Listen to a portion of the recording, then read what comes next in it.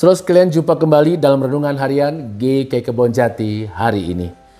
Saudara sekalian, bagaimana manusia mengembangkan perasaannya terhadap Tuhan, Sang Pencipta dan Pemelihara kehidupan ini, saudara sekalian.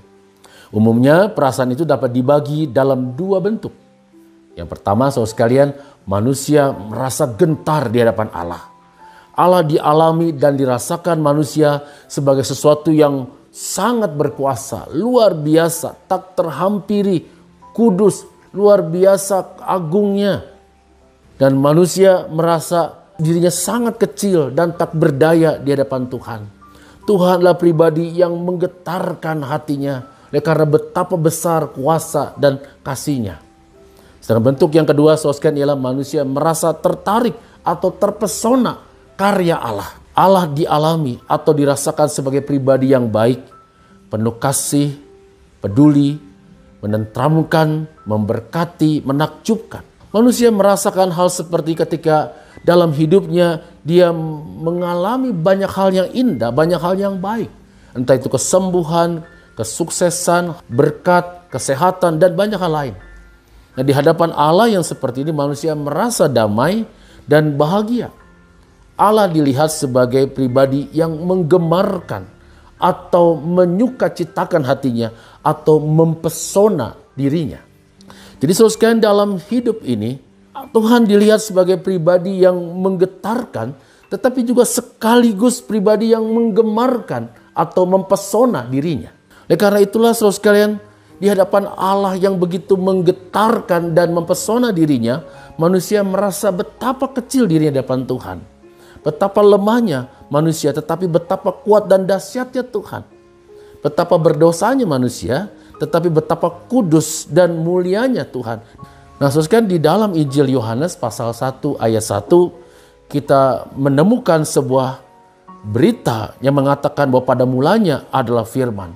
Dan firman itu bersama-sama dengan Allah, dan firman itu adalah Allah itu sendiri. Dan dalam ayat 14 dikatakan, firman itu telah menjadi manusia dan diam di antara kita. Nah, sekalian, Allah yang diberitakan dalam Injil Yohanes adalah Allah yang menggetarkan, tetapi juga sekaligus Allah yang mempesona. Allah yang menjadi manusia.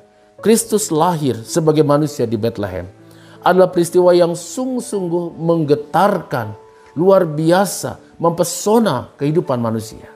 Pertanyaannya, saudara sekalian, mengapa Allah berbuat demikian? Yang pertama, saudara sekalian, Yohanes pasal 3 ayat 16 berkata, karena begitu besar kasih Allah akan dunia ini, sehingga ia memberikan anaknya yang tunggal. Karena kasihnya kepada kita, Allah datang ke dalam dunia sebagai manusia.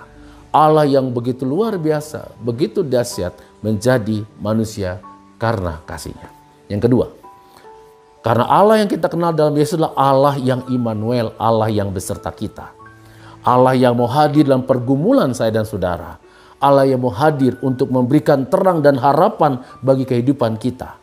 Dan sebab itu, saudara sekalian, kita dipanggil untuk tidak hidup dalam ketakutan, tetapi hidup yang berpengharapan. Saudara sekalian, mengapa Allah mengasihi kita? Allah mengasihi kita bukan karena kita sempurna. Allah mengasihi kita bukan karena kita tidak bercacat dalam hidup ini. Allah mengasihi kita karena kita, saya dan saudara, itu sangat berharga di mata Allah. Inilah sebenarnya yang terjadi dalam peristiwa Natal.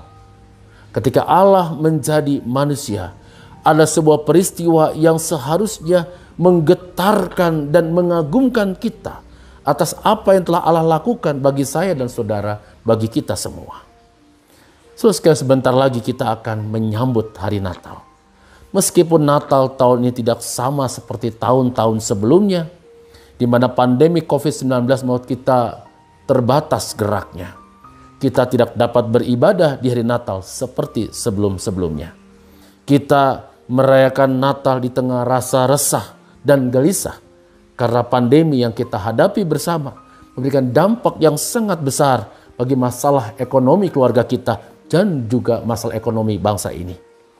Tetapi saudara, situasi sekarang ini juga sebenarnya memberikan kesempatan lebih banyak kepada kita untuk merenungkan makna Natal yang sesungguhnya bagi saya dan saudara.